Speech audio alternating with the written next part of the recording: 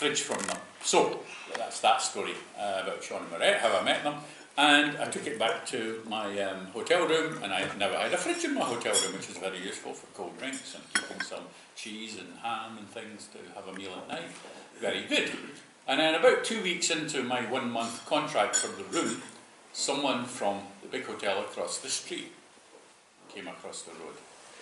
And it appeared that the night before, our Dutchman and his Iranian accomplice had disappeared with all the money from the rents that they'd collected, and they'd gone.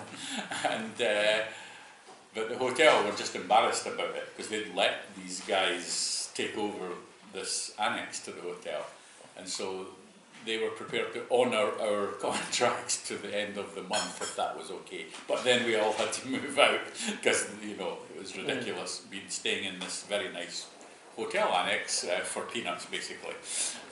So me and the two girls at the desk decided we'd get a flat. So we went to see a flat in Luxembourg down at Rue de Neudorf. Remember the Rue de Neudorf?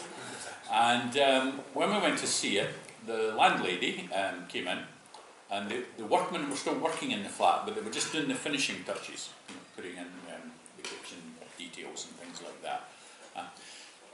When she appeared, she was very flamboyant, dripping with bits of jewellery all over the place, very attractive young woman, and kind of hippie-ish looking, you know, scarf, silk scarves wrapped around her. And the only thing that was a wee bit odd about it all is she had a black eye, as in a really serious black eye. Somebody had really belted her one, or she'd walked into a door. So that was definitely a bit odd, but we didn't mind. She says, we'll have the leases ready, and what we'd like you to do is come up to the club where I work, and we'll get you to sign the leases there with the owner. So I'm negotiating with you, but the owner will be there. So we go up, get in my car the night we've forgotten to sign the leases, and we go into this little town nearby, and we ask people if they know, where is the Club 2000? And the first person I asked was two women, one of them pushing a pram. And they looked at me, they looked at the two young girls in the back seat, and they looked at each other, and they just went, and they walked on. Oh. So we drove on a wee bit further and stopped beside this young guy cycling along the pavement, maybe about 16. I says, excuse me, do you know where the Club 2000 is? Oh yeah. He gives us perfect directions. Okay, fine, but I'm now got two reasons for suspicion. The reaction of the two women and the look of the landlady. So we get to Club 2000, and I can see, first of all, literally the red light above the door. Okay. So some things are beginning to add up. Okay, so I go in and we're in a hallway, stairs leading upstairs, door on the right, open the door on the right. Oh, Christ. So I turn to the girls and say, you broad-minded? Because they haven't twigged yet. They're young, there's no reason why they should have twigged. I says, right, we're in a whorehouse, try not to react like bursting out laughing or anything. So I open the door and lead them in, bars on the right, and all around the edges are women in wee 90s and frillies sitting around. I got to the barman and I says, hi, we're looking for Natasha, we're here to sign the lease for the barman. And he went, oh yeah, would you like a beer? Yeah, yeah, thank you, that's very kind, thank you. So 3 beers are up on the counter. I can tell that the two girls are absolutely bubbling with hysteria inside. You know, the 17-year-old girls who come out from England, they're in a whorehouse, surrounded by whores. Well, not surrounded, but they're all sitting against the wall. But they clearly are just dying to burst out in raucous laughter. So I'm going, steady girls, we'll just get this signed and we'll get out of here, you know. So we did, we signed it. And by the way, our landlady came downstairs. If I say she's fastening everything up, she's obviously been engaged in a business transaction. Oh, hello, where is it? Right, okay, fine, here's your copy, right out the door. We got outside the door and the two girls just absolutely on themselves. So there you go. That's that story. Now it's almost finished, except that You went back. they didn't have. I went back.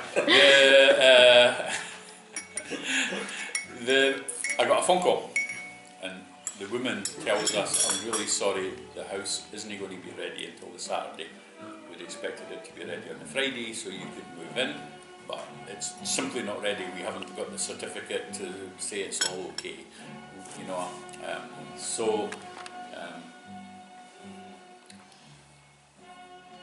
Nothing I can do. You can't get into the flat.